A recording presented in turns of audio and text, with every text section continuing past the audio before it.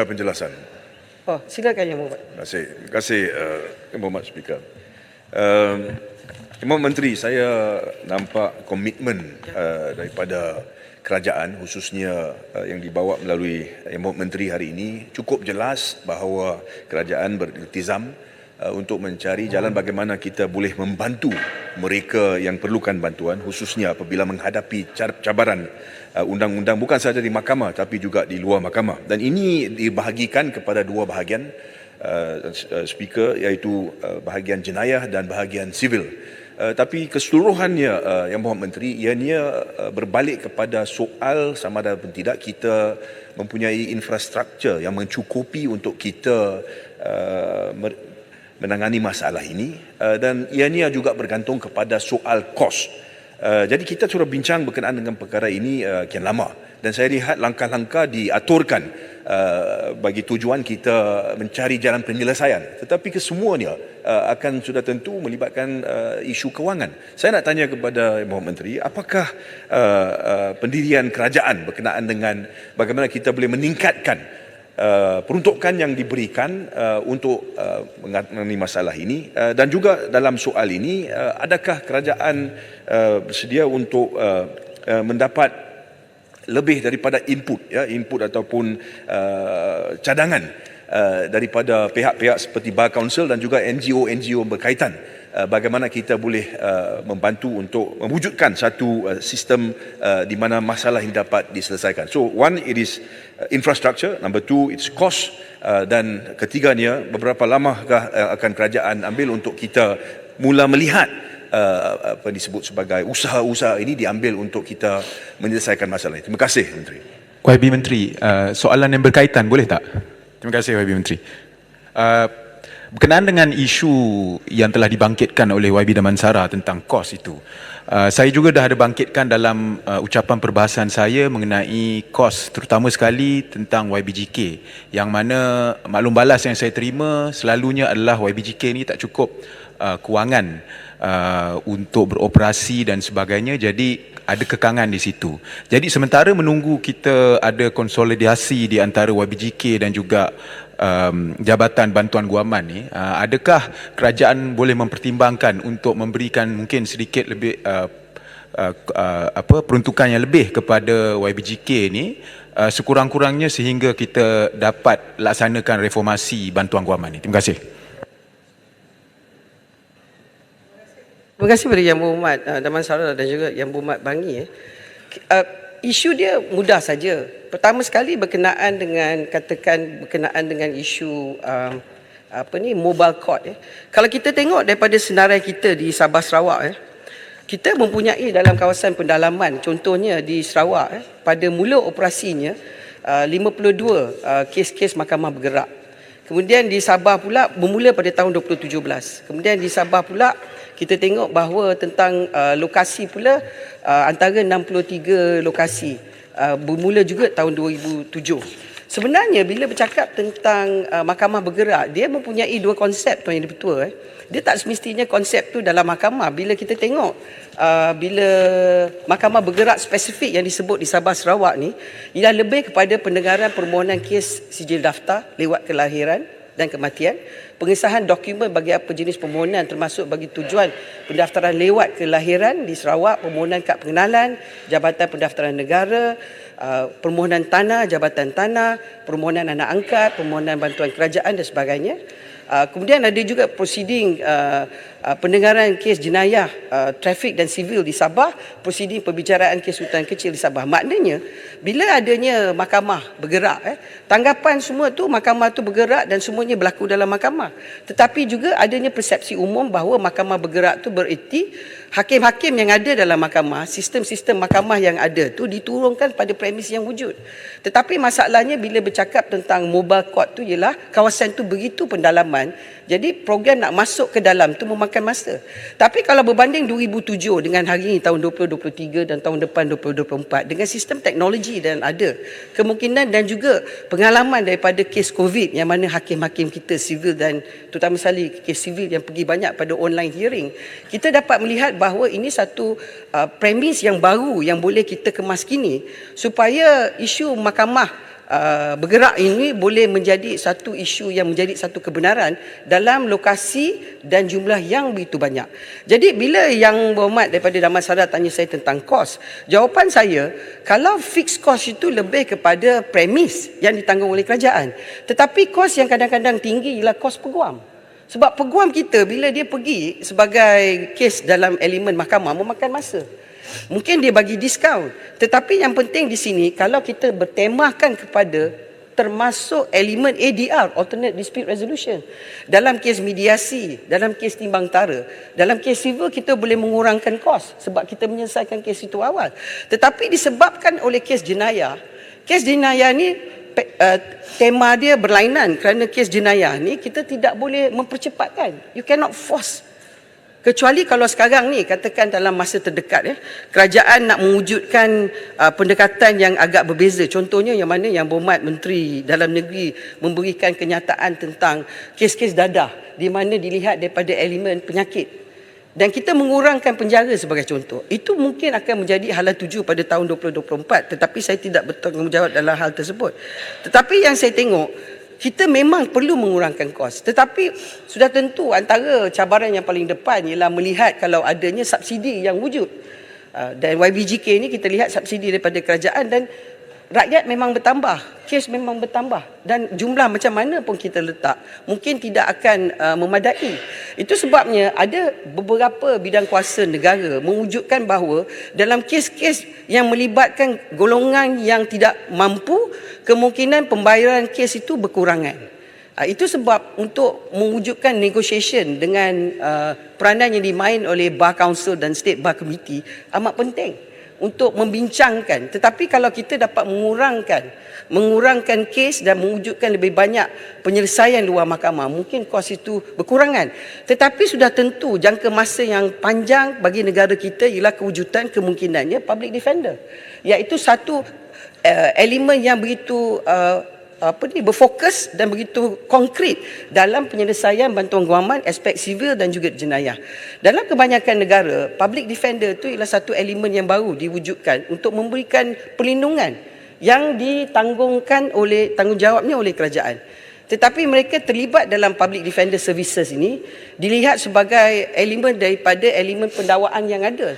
Tetapi sudah tentu akan isu falsafah itu berlaku kalau punca kuasa daripada kerajaan yang mensabit, kerajaan kemudian menghantar peguam untuk prosecute, mendakwa, kemudian hantar peguam untuk membela, kemudian ada banyak-banyak isu yang tidak dipersetujui. Itu sebab YBGK yang luar daripada kawalan kerajaan terlibat dalam kes-kes jenayah sebab mereka bertentangan dengan mereka yang mendakwa, iaitu daripada suara negara, iaitu kerajaan yang mendakwa, YBGK Badan Bebas membela. Silakan Damansara.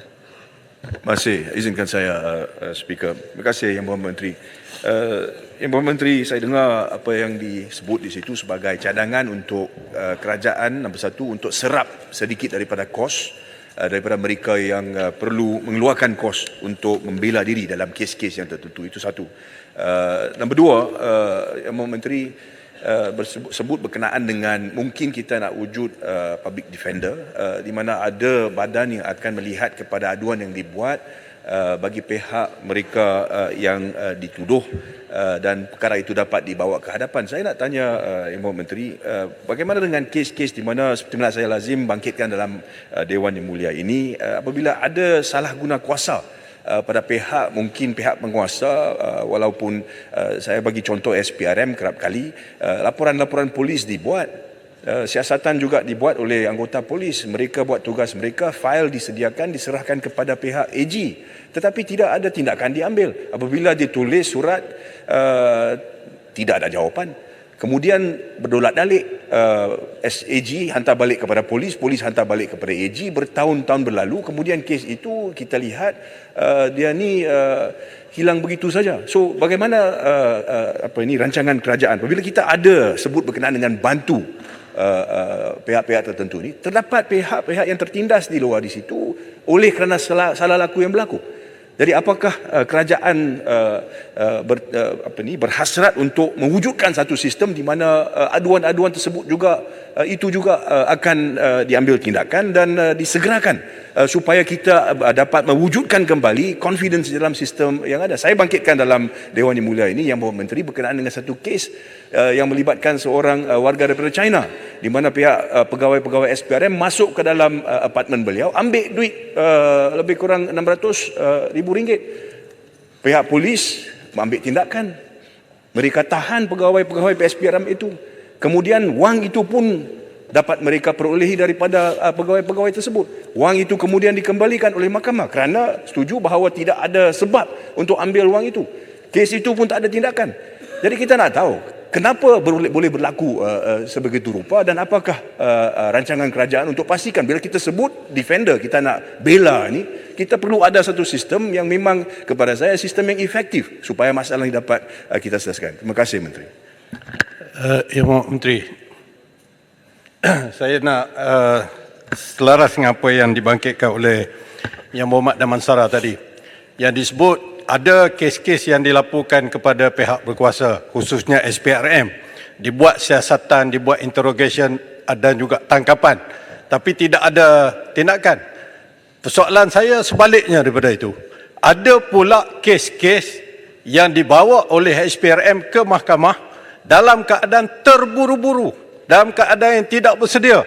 Bagi contohnya yang dibawa terhadap Yang Berhormat Tasik Gelugur baru-baru ini. Dah dibawa ke mahkamah, tiba-tiba DPP minta supaya DNAA dulu kerana charge-nya tidak proper lagi, kemudian dituduh kembali. Juga kepada pemimpin-pemimpin daripada Perikatan Nasional dibuat tuduhan. Apabila dirujuk permohonan untuk mahkamah menilai semula, mahkamah mengatakan bahawa tuduhan itu tidak proper, tidak dalam keadaan yang sebenarnya, yang menyebabkan terpaksa di acquitted and discharged dan sebagainya. Jadi kita nak tahu apakah tindakan kerajaan memastikan sesuatu aduan, komplain berhubung dengan kes-kes jenayah terutamanya rasuah ini diberikan perhatian yang sewajarnya mengikut undang-undang sebelum ianya digunakan kuasa AG di bawah perkara 145 dan sebagainya. Terima kasih. Terima kasih Yang Berhormat. Sebenarnya saya secara peribadi sebagai seorang yang pernah menjadi peguam jenayah dan juga peguam sivil, memang selalunya berhadapan dengan satu elemen frustration, bahasa yang saya boleh guna secara tanpa ada niat jahat, a very good faith statement, frustration, bukan niat jahat. Saya tidak menuduh mana-mana agensi. Tetapi saya rasa pada tahun 2023 ini kita melihat bahawa dengan saya selalu menekan pada elemen teknologi, social media teknologi, tidak ada apa yang boleh disembunyikan lagi. Maknanya banyak maklumat ada di luar sana. Jadi bererti bahawa dalam negara kita, agensi-agensi penguatkuasa mesti menjalankan tugas mereka dengan penuh transparansi dan accountability. Dia tak boleh lagi menganggap bahawa kuasa yang ada tu boleh menjadi satu kuasa yang sewenang-wenangnya. Itu adalah dia punya general premise. Itu sebabnya kalau kita tengok, pertama sekali bila bercakap tentang pendakwaan dululah, di mana pada hari ini saya pun dah banyak kali jawab. Komitmen Kerajaan Madani memang ada kepada elemen pemisahan AG dengan prosecution powers. Memang. Maknanya AG sebagai penasihat undang-undang pada kerajaan dan AG sebagai pendakwa negara. Itu memang committed. Tetapi memakan masa dan jawatan kuasa hak, wakil daripada ahli-ahli, dua-dua pihak memang terlibat dalam empirical study dilakukan. Itu adalah elemen pendakwaan. Jadi bila bercakap tentang elemen agensi kuasa, kita mempunyai badan yang ada. Kita ada EIAC dan kemudian kita ada beberapa elemen, dan kalau kita tengok di polis, kita mempunyai IPCMC yang telah memakan masa yang lama. Tetapi pada hari ini bagi pihak kerajaan, memang kerajaan menyebut tentang kewujudan ombudsman. Dan ombudsman yang disebut ini nak membawa semula isu yang paling utama, adakah EIAC yang wujud memantau semua enforcement agency itu dimasukkan di bawah ombudsman ni, ataupun ombudsman tidak wujud pada premis negara kita. Ini masih dalam perbincangan. Tetapi semasa menunggu keputusan ini untuk dibuat sebagai satu dasar oleh kerajaan pada hari ini, Saya melihat bahawa undang-undang yang ada ni memang mencukupi. Sebab itu yang bila kita sebut pada hari ini, kerajaan hari ini ialah kerajaan yang mempunyai penghormatan kepada sistem separation of powers. Sebagai contoh, kuasa judiciary, kuasa mahkamah. Dan semua yang berhadapan dengan tidak kepuasan hati daripada mana pihak, saya tak nak cakap kes yang spesifik sebab subjudis, mereka boleh pergi ke mahkamah hari ini dan mereka telah pergi kepada mahkamah untuk menuntut hak mereka. Dan hari ini kalau kita baca dalam social media, online news, macam-macam permohonan dibuat. Tidak adanya halangan permohonan itu tidak boleh dibuat. Tetapi saya bercakap permulaan saya tentang bantuan guaman. Bantuan guaman itu kepada mereka yang tak mampu. Terutama sekali kes sivil dan kes jenayah. Kes-kes yang disebut, kata contohnya individu yang punya kewangan yang besar, ataupun badan-badan organisasi yang besar, syarikat yang besar, atas tuduhan rasuah, atas mana-mana tuduhan yang dilakukan, mempunyai kemampuan untuk mencari peguam. Dia tidak boleh mendapat bantuan guaman. Daripada premis percakapan perbahasan saya pada hari ini, permulaan dengan Jabatan Bantuan Guaman dan YBJK. Jadi nak menjawab kepada Kota Baru tu, saya nak beritahu Kota Baru bahawa undang-undang yang ada pada hari ini ialah undang-undang yang sama yang mana bila kerajaan masa PRU14 kerajaan yang sama. Maknanya undang-undang tu undang-undang sama. Tidak adanya pindaan pada undang-undang di segi agensi-agensi yang disebut tadi. The law is the same. The law has been that way. Jadi sekarang ni kalau kita nak buat pada perubahan dan pindaan, perlu kita banyak kajian. Tetapi saya nak menekan di sini bahawa kerajaan tidak lari pada tanggungjawab kerana pertama sekali ialah kita bercakap tentang Akta Kebebasan Maklumat. Hari ini Kerajaan Madani bercakap tentang Akta Kebebasan Maklumat. Perlunya pindaan dilakukan. Tetapi mungkin tak sempat pada tahun ini, mungkin insya-Allah pada tahun depan. Dan Akta Kebebasan Maklumat ini sangat penting kerana perlu dilihat sekali dengan Akta Rahsia Rasmi 1972. Jadi perlunya satu balancing act di mana Akta Rahsia Rasmi kemungkinan dipindah supaya Akta Pemberi Maklumat mempunyai skop yang lebih luas. Jadi itu semua kata orang dalam bahasa orang putih building blocks. Jadi kita tidak boleh hanya datang ke parlimen membuat pindaan sewenang-wenangnya tanpa membuatkan libat urus bukan saja dengan ahli-ahli politik ataupun wakil rakyat di sini dua-dua blok, tetapi juga pada agensi-agensi terlibat yang akan melaksanakan perkara tersebut. Tetapi dialog tersebut, perbincangan tersebut, percakapan tersebut disebut oleh Kerajaan Perpaduan Madani oleh Yang Amat Berhormat Perdana Menteri ke-10. We are not keeping quiet about it. Kita bercakap sebab kita mempunyai kesedaran perlunya satu perubahan di segi landscape kita. Dan apa gunanya nak bercakap tentang contohnya mempunyai undang-undang yang begitu ketat kalau Akta Kebebasan Maklumat tidak memberi perlindungan yang sepenuhnya kepada pemberi maklumat. Jadi siapa yang nak report? Jadi dia tidak boleh bergerak bersendirian tanpa mempunyai dia punya undang-undang yang soalan saya tak jawab, Yang Berhormat. Kejap, satu-satulah Yang Berhormat. Kemudian Akta Perlindungan Pemberi Maklumat yang 2010 yang apa dia Yang Berhormat? Yang Berhormat Menteri Masa Surat Taman. Oh, kejap. Kerajaan soalan Yang Berhormat berkenaan dengan SPRM. Tentang apa? Tentang apa?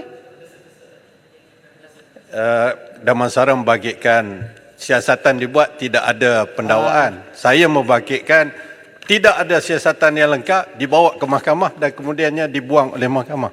Kenapa jadi begitu? Yang Berhormat, sebab separation of powers lah saya tak boleh jawab sebab saya bukannya menteri yang Commissioner for SPRM untuk menjawab pada hari ini dan saya juga bukan pendakwa raya. Dan saya juga bukan ketua So siapa negara. menteri yang jaga SPRM sekarang? Pada saya setakat ni jawapan saya ialah saya bukan menteri yang jaga SPRM. Saya tidak bertanggungjawab. Saya dulu jawab mengenai SPRM. Saya boleh jawab tapi saya bukan bertanggungjawab. Jawab tu berlainan dengan bertanggungjawab. Jawab tu saya dapat jawapan Jadi tak bertanggungjawab lah sekarang. Tapi kalau saya nak jawab, saya boleh bagi jawapan bertulis. Tapi saya nak jawab sekarang, persediaan saya kepada isu-isu yang saya nak jawab dalam belanjawan. Yang Berhormat bawa isu tentang belanjawan. Yang Berhormat tanya pada SPRM, saya boleh bagi jawapan bertulis. Saya minta jawapan Spesifik. bertulis. Tak ada Saya minta masalah. jawapan bertulis. Tak adanya Kerajaan Perpaduan Madani nak lari pada tanggungjawab. Tak adanya. Kalau salah, tetap salah. Tapi sebelum saya duduk saya baca social media ni. Saya tahu saya nak duduk ni. Yang lain tu saya akan bagi jawapan bertulis lah supaya jangan orang kata Kerajaan Perpaduan Madani ni lari pada tanggungjawab. Saya nak baca pada Akta SPRM Akta SPRM dan juga berkenaan dengan kuasa SPRM sebagai contoh kuasa dia memang luas Yang Berhormat semua kita semua tahu. Tapi saya nak sebut juga bila kita bercakap tentang Akta Keterangan 1950 di bawah Seksyen 126 tentang professional communication. Sekarang ni banyak orang bercakap bahawa peguam-peguam mengatakan bahawa tidak boleh adanya fishing expedition. Itu premis daripada banyak peguam-peguam. Bar Council telah membuat kenyataan. Saya nak komen sebelum saya duduk bahawa saya rasa nak baca Seksyen 126 ni kena baca menyeluruh, 126(1). Sebab dia kata no advocate shall anytime be permitted unless with clients express consent to disclose any communication. Itu dalam Evidence Act, semua kita tahu, yang melalui kes jenayah. Tapi banyak orang lupa pada satu perkara. Di bawah proviso itu mengatakan provided that nothing this section shall protect from disclosure of any such communication made in furtherance of any illegal purpose, dan B, any fact observed by any advocate in the course of his employment of such showing of any crime or fraud that has been committed since the commencement of his employment. Maknanya peguam ke mana-mana badan profesional, kalau dia terlibat dalam mana-mana kes jenayah, terlibat membantu pelakuan jenayah, dia tidak akan mendapat perlindungan. Itu maksud saya. Jadi itu sebabnya bagi sini saya rasa nak baca undang-undang tu baca menyeluruh, jangan baca sekat-sekat. Ini jadi masalah kita. Jadi saya ucapkan terima kasih kepada semua. Saya akan bagi jawapan tertulis. Jadi yang buat terbaru jangan takut, pengerang tidak akan lari. Dengan itu saya mengucap menyokong pada Belanjawan 2024. Terima kasih.